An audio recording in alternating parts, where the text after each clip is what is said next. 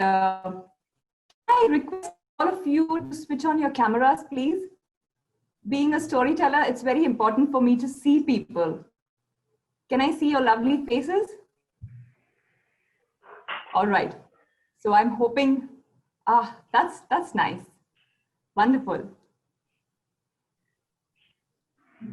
Great, lovely. And all of you have been hiding behind those profile pics. I can't believe it. Oh my gosh, Dan, do you see this? Thank you so much. Yep. I think one of the things that technology has done, I mean, technology is great. And at the time of COVID, we are not able to see each other, but in person, but we're still able to look at each other. I mean, that's something wonderful. So let me begin by giving you a little introduction, telling you a little about Kathanika. So I'm just going to share a slide here. I hope you can all see this. Can you all see this? Yes. Yes. Yes. So firstly, let me tell you what is Kathanika all about. So at Kathanika, we believe in the magic of stories. There is something about stories, isn't it, that makes us just stop everything and listen. It has the power to take us into enchanting worlds with mere words. And we believe that is a really powerful tool and a powerful medium. And so we offer stories across audiences of all ages. We tell stories to adults, we tell stories to children. And we believe that the beauty of stories must spread. The aim of us telling us these stories is, one, we want to get people closer to nature. Technology is there, it's a very beautiful thing, but how about using it? And how about asking people to move a little to appreciate the simple things around them, to appreciate the smaller, finer happinesses in life. Another thing, we tell stories to help people cope with the world and the situations that surround them. And that is one of the reasons why stories were told. Since ancient time, there were storytellers who sat down and who told stories. And what are all these stories about? They tell us about experiences that other people have had.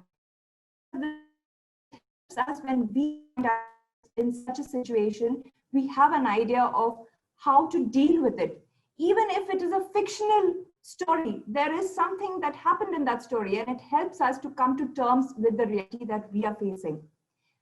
Another reason we tell stories is to help people improve their listening skills. Today, we are so much bombarded by images, visual images, animation, film. They all have their own beauty, of course, but listening to a story, just listening, paying attention to the auditory input helps you to concentrate, to understand what is being said. Also, it helps you jog your imagination. So that's one of the reasons. And above all, we love telling stories to help you relax. So that is what Kathanika is about. Now, the world has changed, right, in the past couple of months, and we've been pushed, whether we like it or not, into this situation where we're all forced to adapt to a new way of life. We are forced to work through constraints around us. We're using technology, but we can't go outside, we can't travel, all of these things. It has led to the already stress levels that we had in our lives. They have elevated now. We are all the more stressful. And we thought of coming up with the Phoenix series and bringing stories to you because we believe they will help you relax. And how? Well, I will show you by an example this evening. So thank you, F1 Studios, for inviting me over here. And I'm hoping everybody has a pleasant evening.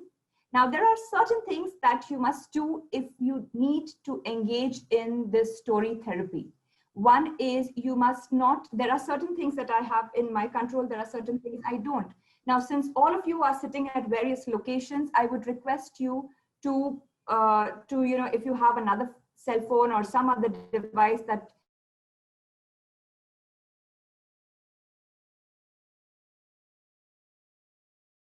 escape the session. It would be nice if you have a cup of coffee or a cup of tea besides you, because we're going to relax. the main motive of this whole session is to relax. And I'm going to give you 2 minutes to get into the storytelling zone, to get into, to make you need to forget whatever is happening around you, whatever worries you have in life right now, whatever deadlines you have, just forget it and enjoy yourself for the next 1 hour. Yes? So let me say, right, before I do that, I want to tell you that the story that I have for you today, let me just stop this. Can you all see me? Yes? Wonderful. So the story that I have for you today is from the Arabian Nights. I'm sure most of you have heard Arabian Nights. I don't know if you know where it all began and what happened. Do you? Anybody? Do you? No? Okay, can you put on your videos and give me a thumbs up and a thumbs down so I know you know the Arabian Nights? No. Have you forgotten it? All right. So I find Arabian Nights absolutely fascinating. Arabian Nights were stories that were told along the trade routes during the when they went to get silk. So you have the silk route, you have the spice route, and these were stories that were told there. At those times, there was no technology, and the only way people could entertain themselves were talk to each other. And while talking to each other, they told tales. Some of these tales were real experiences. Some of them were make-believe, but each one equally enchanting. And so let me take you back for a few minutes, back to the trade routes. How about you all pretend that you are traders and you are traveling on the Silk Route? And I'm going to show you a couple of images to help you get there. Right, let me do that.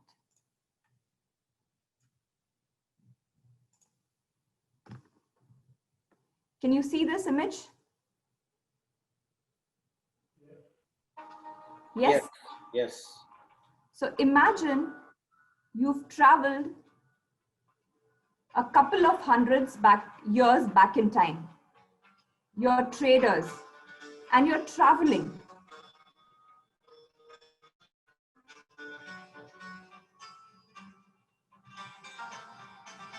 These are the kind of images that you would see.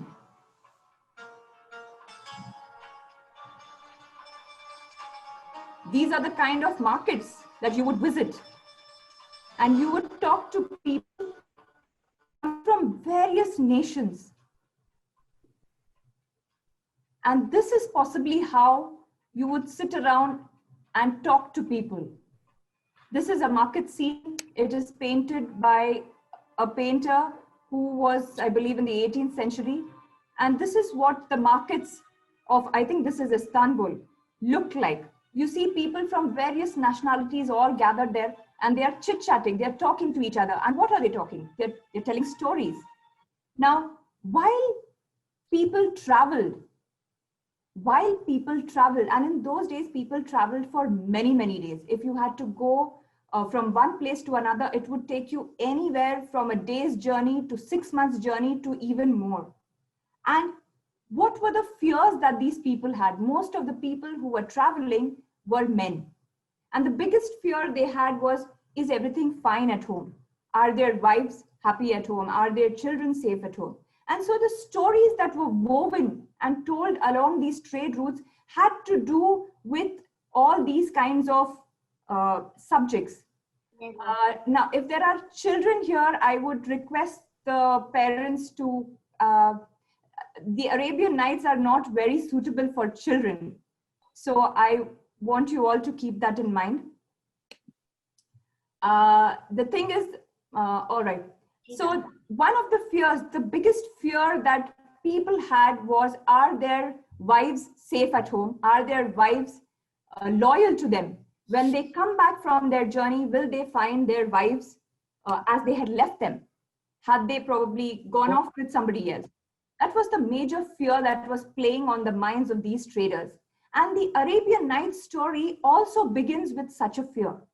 So the Arabian Nights begin, the story is about this king, Shahryar. Shahryar was a rich sultan, and his wife was unfaithful to him. He had to go on a journey, and when he came back to check on his wife, he found that she had eloped with somebody else. And so the Sultan goes, he begins to distrust women. He says, no women are loyal. And he said that he did not want to live with a woman for the rest of his life, not a single woman. And so but he wanted to get married. So he said he would marry young women, but he would kill them the next day. So he had many brides, and they would spend one night with him, and the next morning they would be killed. Now this series of killing began in that kingdom, and it was ordered by the Sultan that every girl of marriageable age be sent to him. And he would live with her for a night, and the next morning the girl would be killed.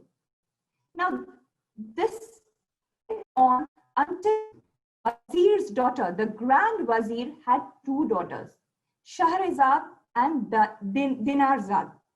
And Shahrazad said to her father, he said, "Father, I want to go and get married to the Sultan." The Grand Wazir, of course, knew what this meant. He said, "I can't let you do that. You are my daughter. How can I send you to the Sultan? If I send you to the Sultan, I know that you're going to be killed the next morning." Shahrazad was quite insistent. She said, "I know what I'm doing. I know how to deal with the Sultan. And I promise you that I will not be killed. I have a plan."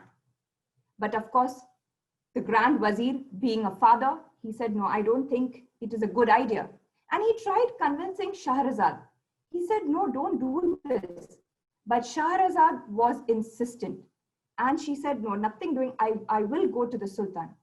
So in a bid to make Shahrazad change her mind, the Grand Wazir said, "Well, daughter, if you don't listen to me and don't change your mind, I am going to do to you exactly what the merchant did to his wife."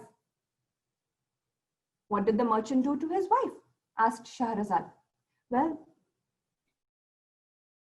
that I'll tell you. So listen carefully to the story." And so the Grand Wazir began telling a story to his daughter. So he began telling the story of a merchant.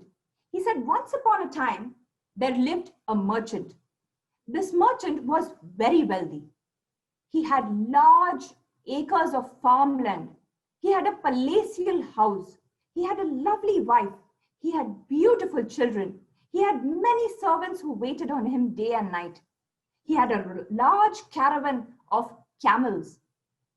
Now, this merchant also had a special gift.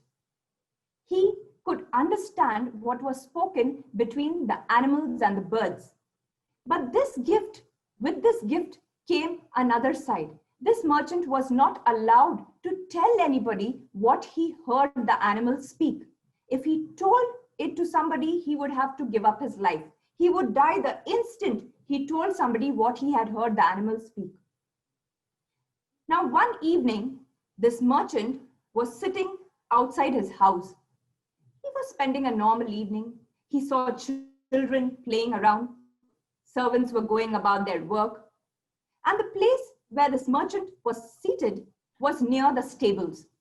And in the stable was an ox and a donkey. The ox and the donkey were seated there. Sorry. The ox and the donkey were in the stable. Now the ox was having a conversation with the donkey. And the ox said to the donkey, "Oh, you're so lucky. Look at you standing there grandly. You have to do nothing. The whole day you just stand there. There are servants who come and wait upon you. They clean you. They give you a bath. They give you delicious food to eat. And what do you have to do in exchange? You have to go out with the merchant once in a while. And there too, you get to see lots of beautiful places. You meet new people. And look at me. I have to stay here the whole day long. I am taken to the farm. I have to work hard. They put a heavy plow on my shoulder. I have to walk in the heat of the sun. And in the farms, it is so difficult. There is not a drop of water.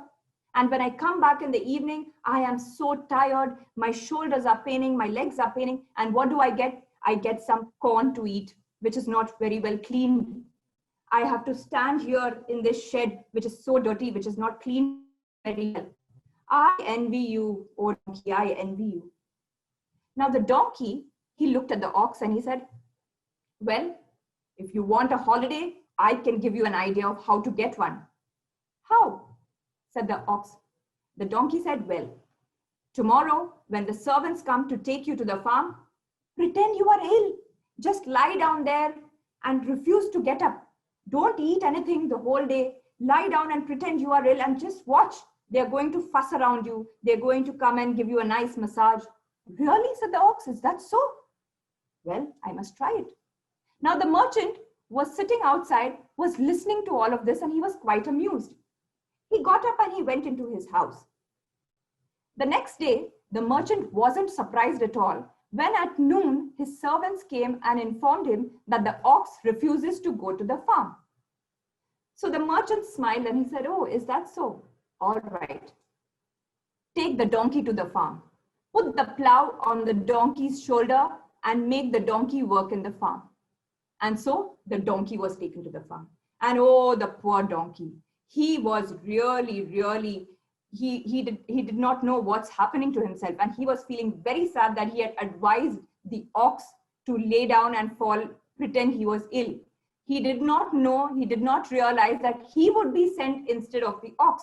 So here was the donkey walking in the hot sun, taking that plow on his shoulder while the ox was getting pampered. The ox was being offered lovely things to eat. And the donkey, after a hard day's work, was taken back to the stable in the night, in the evening. And when he went and he returned to the stable, there was the ox feasting on lovely, luscious grass, eating the grass happily. And he looked at the donkey and he said, hello, donkey. How have you been? How was it on the farm? Oh, said the donkey. Oh, my goodness. It was terrible. I had to walk in the sun. Well, I do it every day, said the ox. But thanks to your advice, I'm enjoying myself. The servants came and gave me a nice massage, and they put some nice oil on myself. They gave me some lovely oil cakes to eat, and I'm having a fantastic time. Well, the donkey was not very happy about it. And the donkey was thinking, okay, this is not good. I must get out of this situation, and the faster the better. But how to get out of it, thought the donkey. And so he came up with a counter plan. He said to the ox, oh, ox, it's good that you're enjoying like this, but don't do this for too long. I've just heard the master saying to the servant to call the butcher. Call the butcher, said the ox. Why? Well, the master said that the ox has got old and it's probably a good time to kill the ox. So he's of no use of us. We should kill him. The ox was terribly worried now. And all of this conversation was heard by the merchant who was standing right outside the stable. And when the merchant heard the donkey's advice to the ox, he laughed and he gave a nice loud laugh. Now the merchant was standing outside and laughing away happily when his wife came there. And the wife looked at the merchant and said, what are you laughing for? So the merchant said, oh, nothing. It's something. No, tell me, what are you laughing for? Now the merchant, of course, he could not tell his wife, because if he would tell his wife, what would happen to him? He would die. He would lose his life. So the merchant said, oh, it's nothing important. No, said the wife. It was so funny. You were laughing. I've never seen you laugh like that. It must be a very nice joke. Now, come on, tell me. No, said the merchant. Nothing important. Just, no, you must tell me, said the wife. And she began insisting. So the merchant said, no, really, it wasn't that great. It's fine. Now the wife, she began pestering the merchant. Day and night, she would say, tell me, what was the joke? Tell me, what was the joke? Don't you love me anymore? You're keeping secrets from me. 1 day went, 2 days went, a whole week went, and the wife kept nagging the husband. Tell me, what was the joke? What was it? Finally, after 7 days, the husband, the merchant, he said to his wife, look, there was some conversation that I heard, but I cannot tell you. Why? Why can't you tell me? Said the wife. Well, you see, if I tell you, I will lose my life.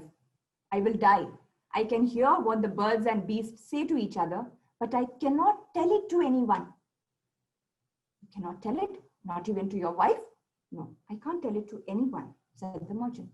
Oh, nonsense. I don't believe it. Tell me what it is. I'm telling you, woman, I cannot tell you what I heard because I will lose my life. Don't you care for your husband? What if I die? And I'm surely going to die if I tell you. I don't care. I want to know what was it that was so funny? The wife was insistent and she would not let the merchant rest. So finally, the merchant decided that he would tell his wife, but he knew the consequences. So the merchant began preparing for his death. He wrote his will. He called all his relatives from far and wide, and he told them that I need to see all of you because I'm going to die the next day. And the wife, she was very happy. She said, finally, I'm going to know what was that joke and I can laugh. And the poor merchant, he was going around with a sad face.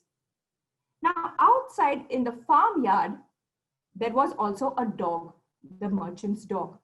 And when the dog came to know that the merchant is going to die, the dog was very sad.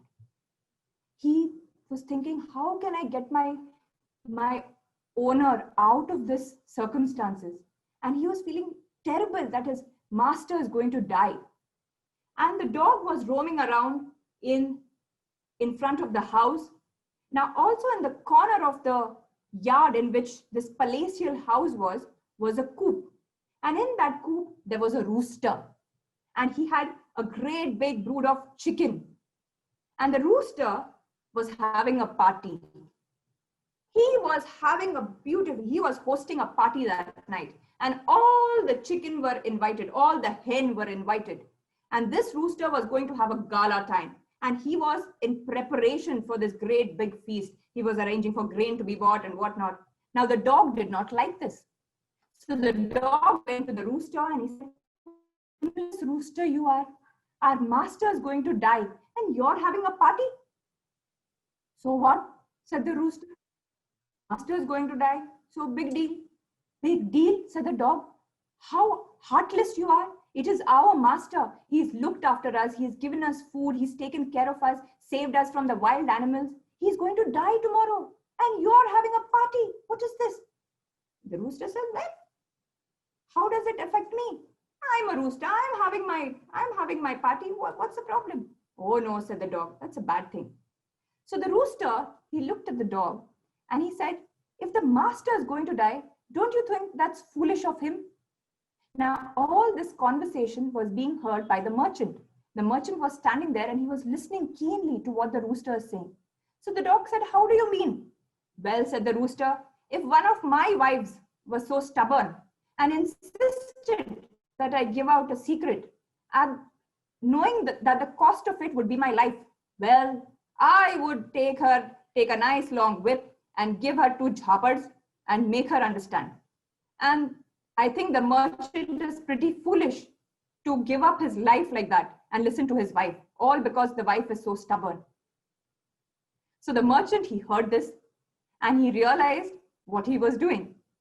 So he went, he took his wife and he gave her a nice jhappad and he locked her in the room and he told her, "You better stop this because the consequences of me telling you what I have heard is me losing my life. And I don't think it is worth telling you what I have heard." So the wazir, the grand wazir, he said to Shahrazad, "So you see, Shahrazad, if you're being stubborn like this, I will have to do what the merchant did to his wife. I will have to probably lock you in a room." So Shahrazad, she listened to the whole story, but she was not convinced. She said to her father, "Well, it may be so, but I can see that a lot of people are being killed, and I know that I'm the only one who can save a lot of lives. So I request you to take me to the Sultan, to present me to the Sultan, and I will take care of things." And so the Grand Wazir, he took Shahrazad, and Shahrazad said, "I will go, but I need my sister Dinarzad as well. I have a plan and she will help me." So the father, he said, "All right." He took Shahrazad and Dinarzad and went to the king.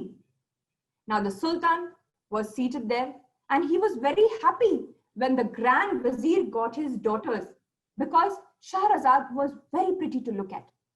So the Sultan was very happy. He was also very sad. He said, Wazir, are you in your senses? You've got your daughters. You know what's going to happen to her tomorrow morning. She's going to be killed. Well, said the Grand Vizier, I tried to convince her, but she did not listen.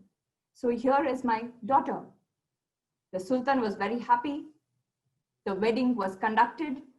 And that night, Shahrazad sat down with the Sultan, and she said to the Sultan that, you see, I'm going to die tomorrow in the morning, and my sister is my best friend.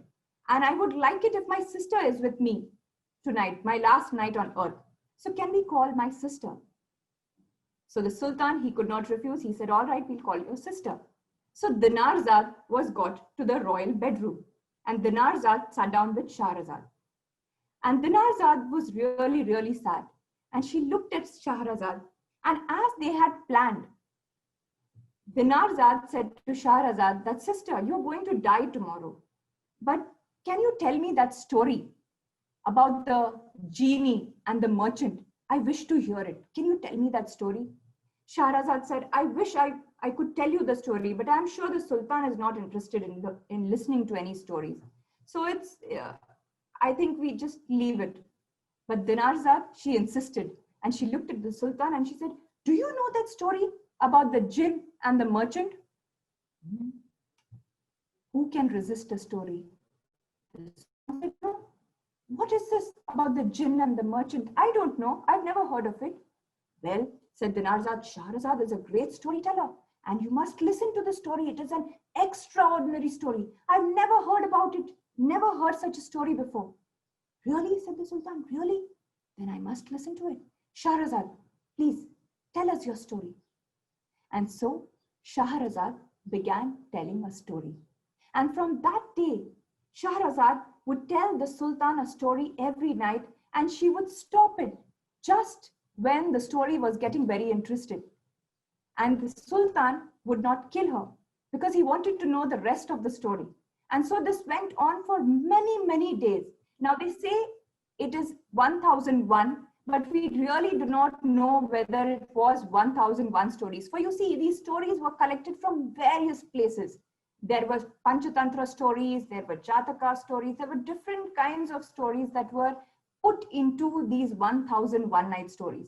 Now, do you want to hear the story further? Can I see all of you, please?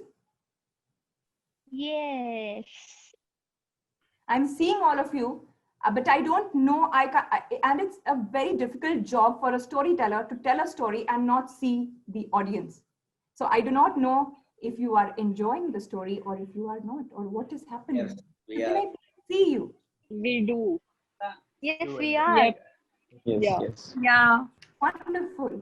Did you like the story about the merchant? Now remember, so these stories, the Arabian Nights stories, are not for children, okay? They are definitely not for children.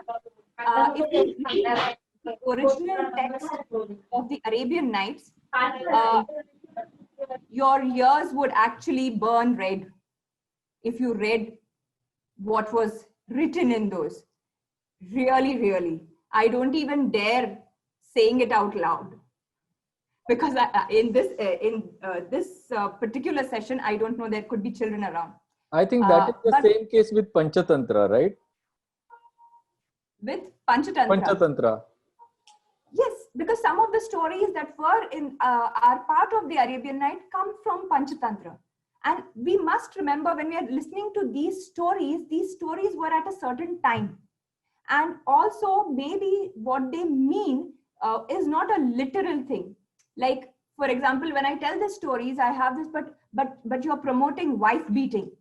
Now, that's just a way of saying that the wife was being extremely stubborn. So how do you convince her? How do you convince a person who is not ready to listen to your point of view?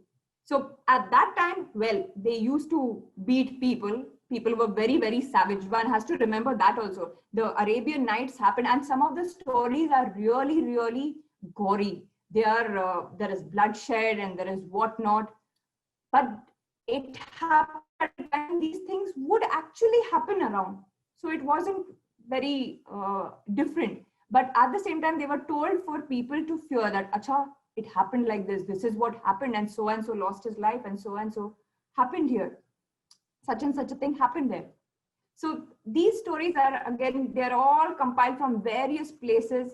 And actually, when you say 1001 nights, they need not literally be 1001. It was just a way of saying, okay, there were 1000 stories. We just say 1000 stories. We don't really go and count.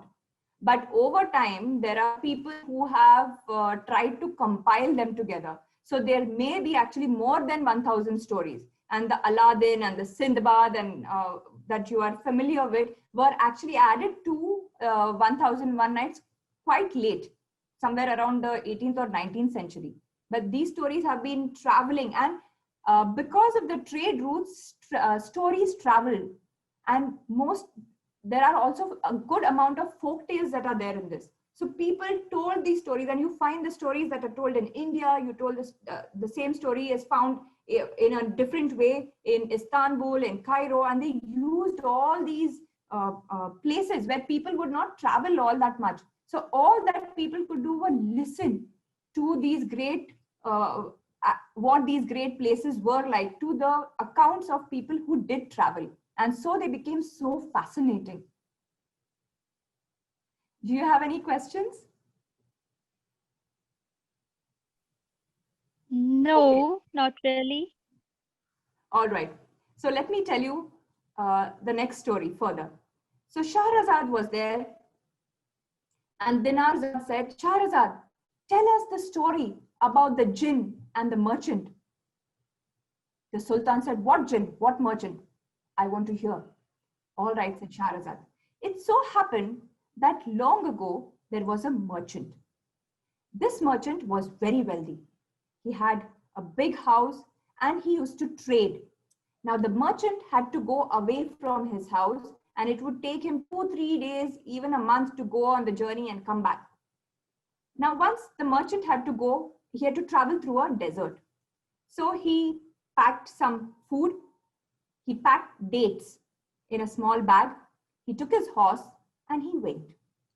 He successfully reached the other town without any problem. He concluded his trade there, and he was on his return journey. When he was coming back through the desert, he began to feel hungry.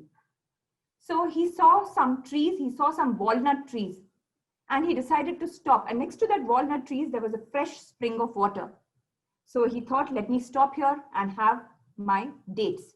So he sat down there under the shade of that walnut tree, and he began eating his dates. Now, you know, the date has a stone inside. So he would eat the date and he would throw out the stone. Eat the date, throw out the stone. While he was so engaged, he saw suddenly something approaching him, something coming from the far distance. He could see the sand all going up in the air and something spinning and coming towards him. The merchant was surprised, and he looked in amazement as what came in front of him was a jinn.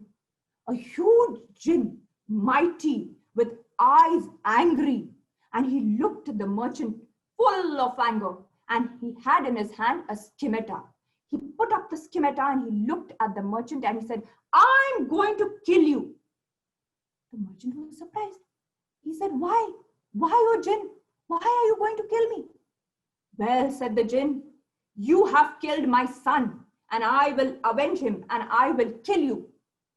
The merchant was most surprised. He said, but I'm just sitting here underneath this tree. How can I have killed your son? I have not even seen your son. Well, said the jinn, you have just killed him. How? Tell me how, said the merchant. Well, said the jinn, were you not eating dates? Yes, I was eating dates. And did you not spit out the stones around you? Yes, I spat out the stone. Well, one of the stones went and hit my son in his eye and he died. What? Said the merchant, but I did not see him. Yes, he was invisible. So then I did not mean to kill him, O jinn. That doesn't matter. My son is dead and now he should be avenged. So I'm going to kill you. And the jinn was all fuming with anger. The merchant began begging the jinn for his life. He said, "Oh jinn, please forgive me. I had no intention to kill your son. I did not even know he was there. If I had seen him, I would have put the seed somewhere else. I am so sorry. I am so sorry. Please, please forgive me." "Nothing doing," said the jinn. "You have killed my son, and the only way I can avenge it is to kill you with your blood.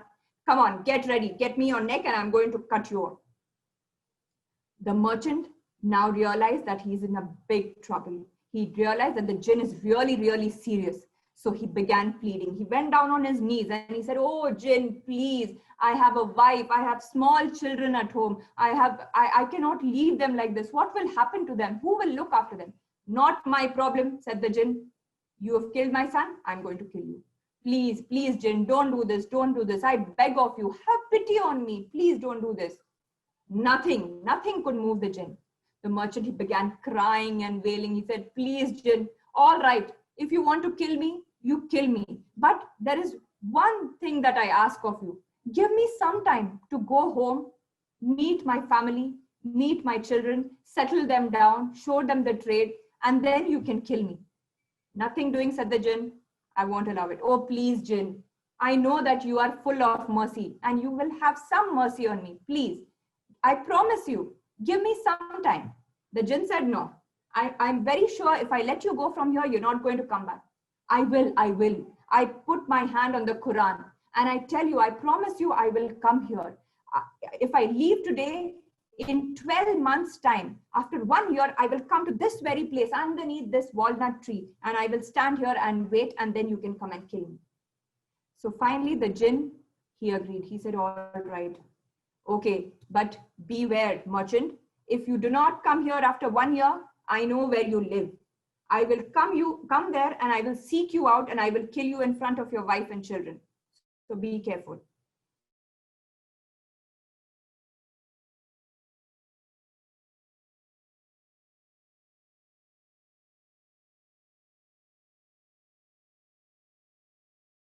Very happy to see him. They welcomed him, and the merchant had got lots of gifts and presents for the entire family. He gave them, but he was not happy. He was so sad. He went about his work very in lots of sadness. His eyes were drooping. He would cry at times. So the entire family began asking him, "Why are you crying? What happened?" Finally, the merchant decided to tell the family. And he told them everything that had happened. And he said, "So you see, I have just 1 year to live. And after 1 year, I must go there, because if I don't go there, the jinn will come here and kill me. And I don't want you all to see it. So after a year, I have to go." So the entire family, they were all very sad. The merchant in his sadness showed his children how to run the trade, gave gifts to his relatives, wrote down his will, gave his property to whoever, gave his whatever he had to give to his wife. And after 1 year, true to his word, the merchant mounted his horse, said goodbye to his entire family, and went back to the desert. He found that walnut tree and he sat down underneath that walnut tree and he waited. He waited for the jinn to arrive. And while he was waiting, there came a man. There came a traveler. This man was traveling with a deer. He was seated on a camel, and following the camel was a deer. And the man saw this merchant seated underneath the walnut tree, and he said, "Why are you waiting here, my good man? Don't you know this place is haunted? There are jinns here, and it is not advisable for you to sit here and wait here." "I know there are jinns here," said the merchant. "In fact, I am waiting for one." "What?" said the man. "You're waiting for a jinn here? Well, what is it? What is the story?" And so the merchant told the entire story to this man who had come there on a camel with a deer. The man with the camel and the deer was most astonished. He said, "Really? You mean to say that now in some time there is a jinn who's going to come and kill you?" "Yes," said the merchant, "that is so." "This I must see," said the man. So he left his camel and he put his deer, he tied his deer And he sat down with the man. He said, I must see this. Once in a lifetime thing. I've never seen a jinn come and kill somebody. I'm going to wait here with you. And so the merchant, the man with the camel and the deer, sat down and waited with the merchant. And so now there were two people waiting for the jinn to come. Well, by this time, it became morning. And Shahrazad completed her story. And she said to the Sultan, well, now it's early in the morning. And I think it is time for you to go to the court and attend to your daily business. And it is time for me to get killed. So thank you so much for listening to my story. And Dinarzad, I hope you are happy with the story, but now I must go. And so Shahrazad went and hugged Dinarzad. And both the sisters cried. And the Sultan also was like, oh goodness, it's time for you to die. But we'll make an exception in your case, said the Sultan. What happened to the man? Did he get killed? Well, that's in the later part of the story. But you see, it's morning now, and I cannot tell you the rest of the story. You have to go and look after your court. Oh, said the Sultan.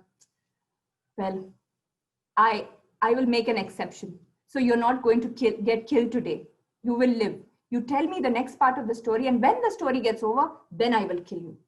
And so Shahrazad managed to elude death for one night. And so went the Arabian Nights stories. Shahrazad would tell a story every night, and the next morning, the Sultan would want to hear the rest of the story. And so here is where I stop my story for today.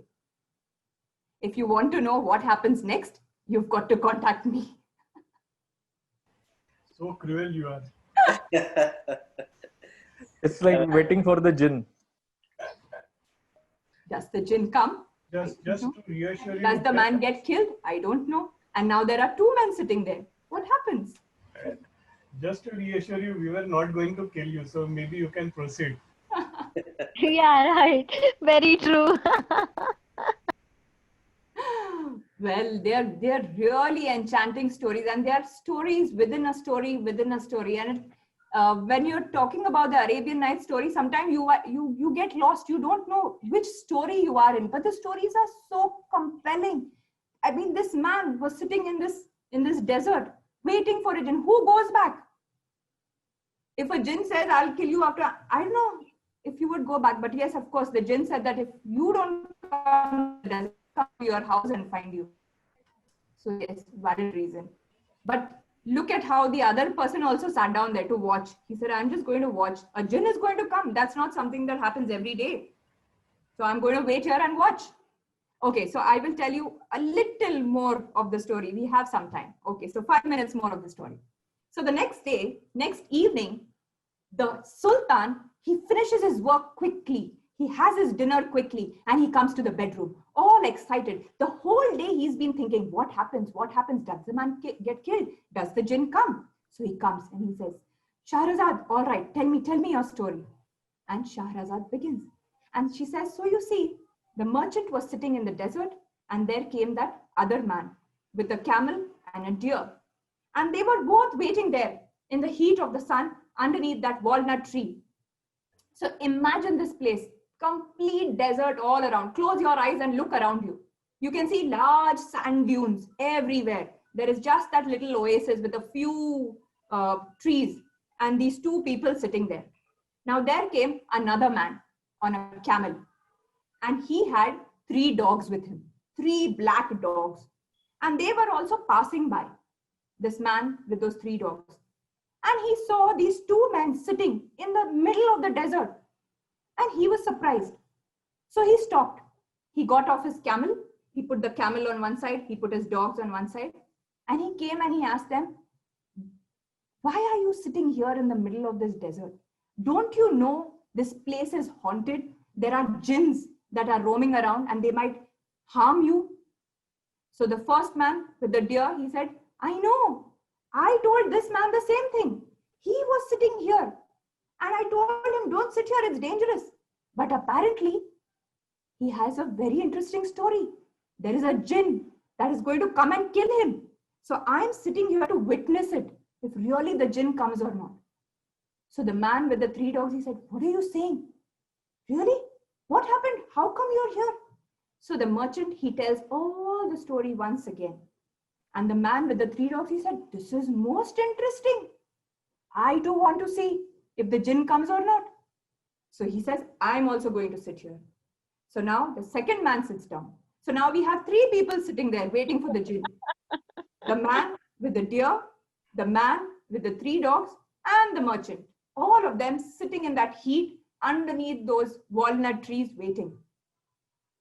Want to know further? Well, Yes. they were sitting there, and it was hot.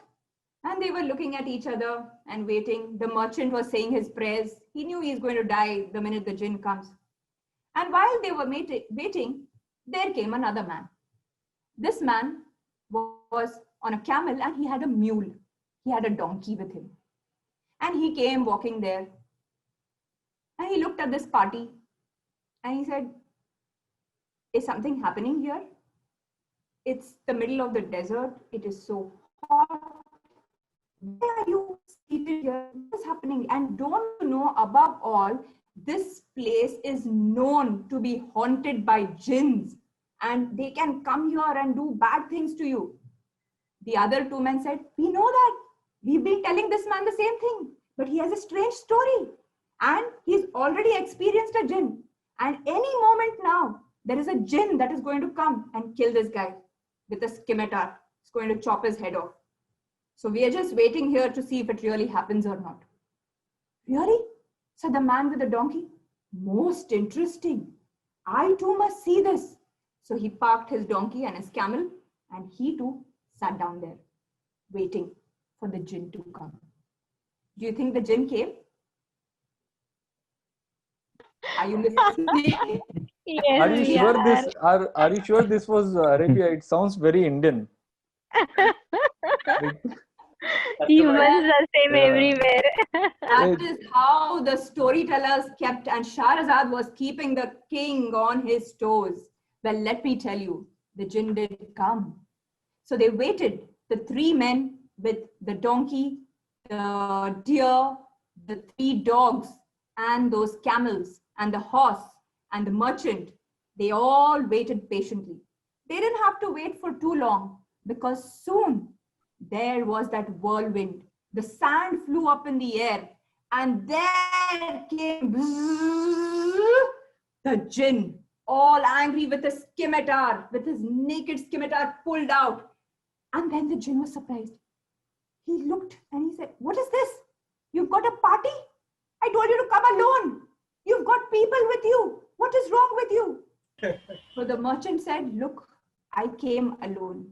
These guys were passing by and they heard my story and they wanted to see if you're going to kill me or not.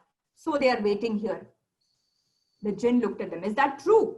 Are you waiting to see if I'm going to kill him or not? Yes, said the man. We've never heard of this before. We've never seen a jinn. We've never seen somebody who comes after 1 year and is waiting to get killed. So we must see this. So the jinn said, well, get ready. You're going to see the man die. So he pulled out his scimitar and he was about to strike the merchant when one of the men said, but jinn, I think it's unfair. No, you should not do this. See, if I've heard the story well, the man did not even know your son was there. He was invisible. He killed him. He did not mean to kill him. It was a mistake. And the man, he has actually come back here after 1 year. Don't you think that is reason enough to let him go? No, said the jinn. No, that was the deal. He was supposed to come here. And he has come and now I have to kill him. The other man, he began to plead. Oh, no, jinn. No, jinn. You are a very nice jinn. And I'm sure you will forgive him. It is not right for you. Come on, forgive him. Let him go. He's come. He's got wife and children. Let him go. It's all right. The jinn said, no, nothing doing. So the third man, he began to plead. He said, please, jinn, come on, be a good guy. It's happened. It's gone long ago. 1 year, it's gone. Forget it. So the jinn, he said, all right. Since all of you are so begging me, I will let him go. But on one condition. You have to tell me stories that are so extraordinary, that something that I've never heard before. And if I am pleased with those stories, I'll let him go.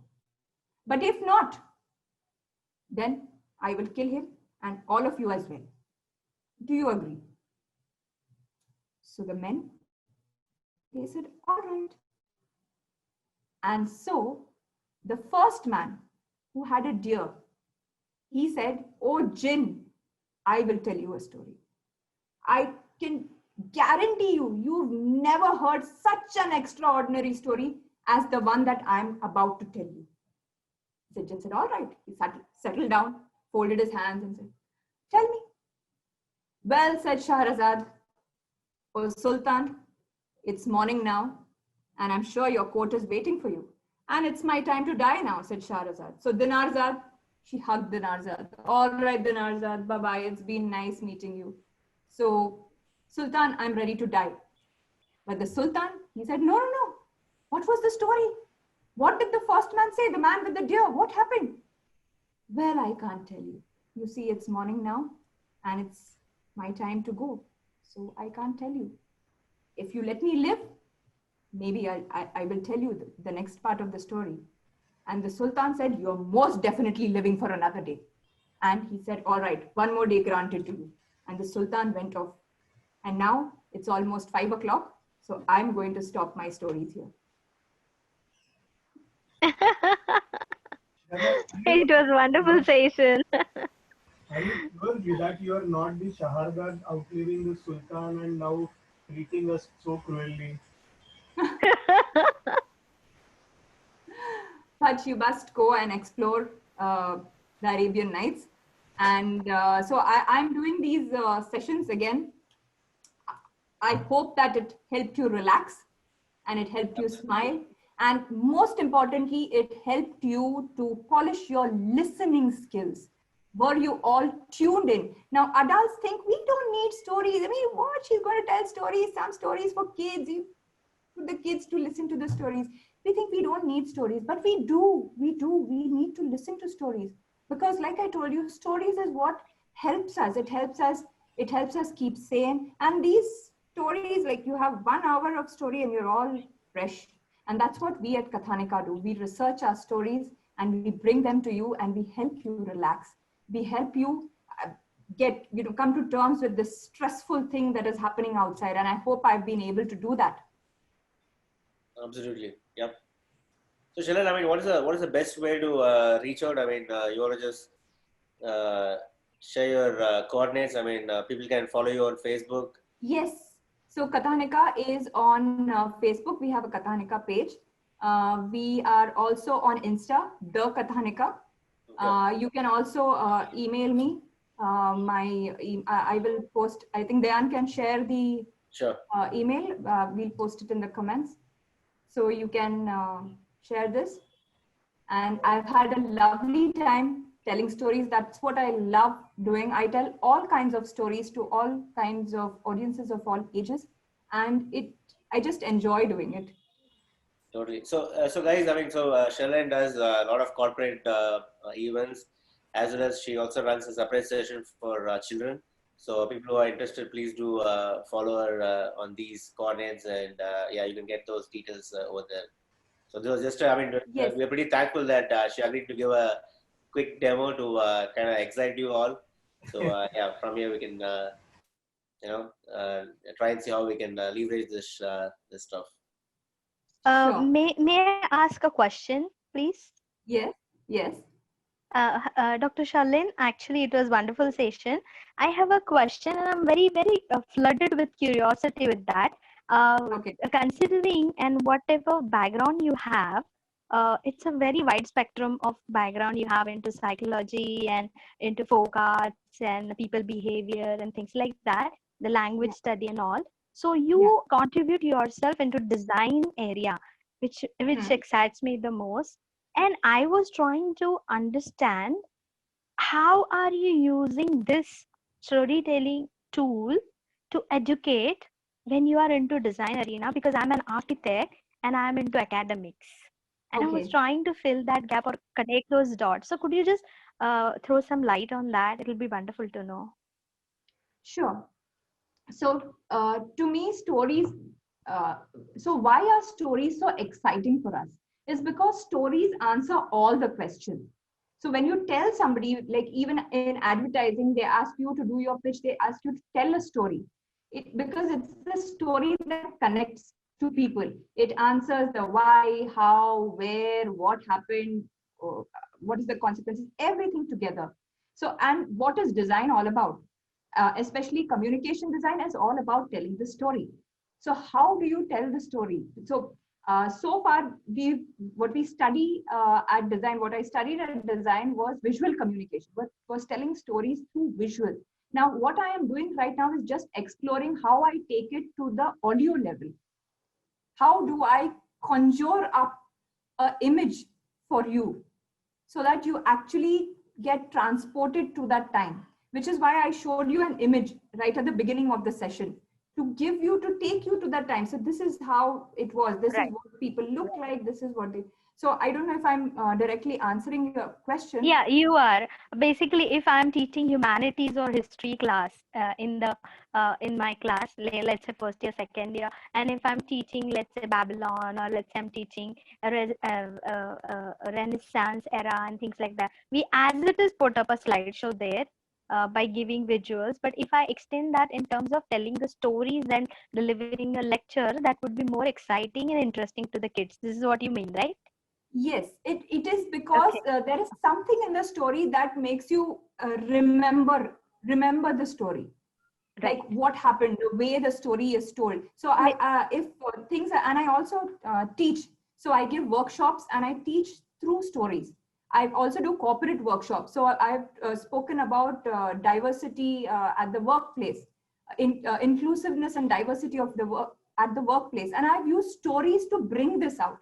It is there. It's all there. We need to be reminded it. And it's a beautiful way if you remind a story, you can remember it. And like I said, there is something magical about stories. You tend to put down all your inhibitions. If I were to tell you that I'm going to give you a slideshow, I'm going to talk about it, I'm going to tell you information, and I give you hardcore facts, you somehow, you're like not comfortable. But the minute I tell you, I'm going to tell you a story, you somehow like you're all relaxed, you want your cup of coffee, and it may be a very loaded story. Like there are stories, there are mythology, so stories are told for various reasons. Some are told to entertain, some are told to pass on some information. So the folk tales that come down to us, some of them are very loaded with information. Like I know of a story that talks of a ritual, okay, that happens in India. There is a particular ritual that happens a couple of days around Holi, and that ritual, you are supposed to do it every year. Now the issue is that we have forgotten the reason why we are doing this ritual. So I went and I researched this story, and I realized that in that story, and it's like a capsule, it has everything to do with this disease of smallpox. I don't know if you know this. It's I think on the 11th day or 12th day of Holi, there is a ritual that is followed in parts of Gujarat and Maharashtra, I think, where you're not supposed to eat, you're not supposed to cook food that day in your house. You're supposed to have previous day's food. Right. You're just supposed to have Shitali or Shitala, something like that. Yeah. There is, and if you listen to that story, you realize that our ancestors, our great grandfathers, have in that story put the entire ingredients of what this disease is, how to identify it, what are you supposed to do if at all you get affected by this disease, and they made it a ritual. You practice it every year because somewhere they thought this is very important and this is a life-threatening disease. How do I ensure my great-grandchild can take care of himself or herself and her family? I put this ritual, and I say you have to do this ritual every year. Right. So the whole story, if I tell you the story of Shitla Devi, it will tell you everything of what the disease looks like, what are you supposed to do, why you're supposed to do, and how take care of yourself in this disease. So now that disease by itself is not threatening, but stories in that way are very much linked to design. And I am researching on how I can, so my PhD research was a structural analysis of visual storytelling. And right now what I am researching is how could I take that and look at the folk tales and how this information is loaded into the story. It's a very difficult thing to do, but they have done it. Okay, very great to know. And I would definitely reach you further on, because this connects me back to my research area as well. So probably I would provide some resources to you in terms of the Sanskriti darshan, that what I was working on, as well as the academics of it, which was my area, called human psychology and design. So Great. very glad to connect with you that way. Yeah, thank you so much. You're welcome. Any other questions? Yep, I think we are almost 10 past 5. So I've already shared all the major coordinates on the chat. So guys, please go through that and reach out to Sherline directly. Yeah, Sherline, I think it was wonderful having you, and it was a pleasure. Thanks again for your time, and I hope it was pretty useful for everybody. And I think from the next time, even for the clients, we're going to do a lot of storytelling session. That's how we're going to convince the clients as well, I guess. So, yep, thanks again. And Sure, thank you so much for arranging such a diverse style of webinar. I mean, we've been listening to so many academics and technical webinars, and this was like mind-boggling. Like, Kathanika, I mean, what is this webinar all about? And it just took attention. So thank you so much for arranging this. Thank you. Yep, it was our pleasure. Thanks everybody. Have a great weekend ahead, and see you soon. Yep. Thank Bye. you. Thanks everyone. Thanks everyone for coming here. Thank you, F1 Studios, once again. It was a pleasure. I absolutely loved the session. Thanks, Thank you. Sherline. Bye. Bye. Thank you. Bye.